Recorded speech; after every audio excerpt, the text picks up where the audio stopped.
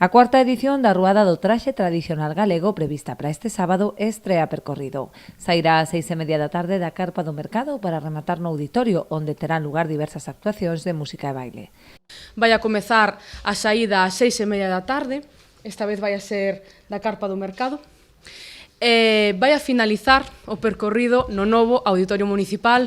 Foi unha proposta que lle fixen aquí a elas, as compañeiras, porque pensamos que o auditorio non as instalacións se prestaban tamén para facer esta festividade que pensamos que vai a lucir moitísimo ali, non? Actuacións de grupos de cantareiras, de gaiteiros, e habrá o máis importante para nós, que foi o obxectivo noso desta ruada, que a pasarela de traxes tradicionais, presentación de traxes tradicionais como todos os anos.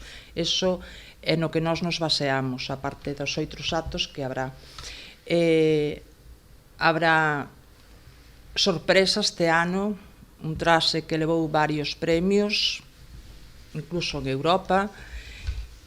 Este evento, promovido pola Asociación de Amas de Casa de Ribeira, foi medrando ano a ano, ata converterse xa nunha cita obrigada para centos de persoas que acoden atraídas pola beleza e diversidade do traxe regional. E son uns traxes que están aí guardados, e si polo menos sacámonos á calle e a xente ve o traballo que se fixo durante anos por persoas de Ribeira.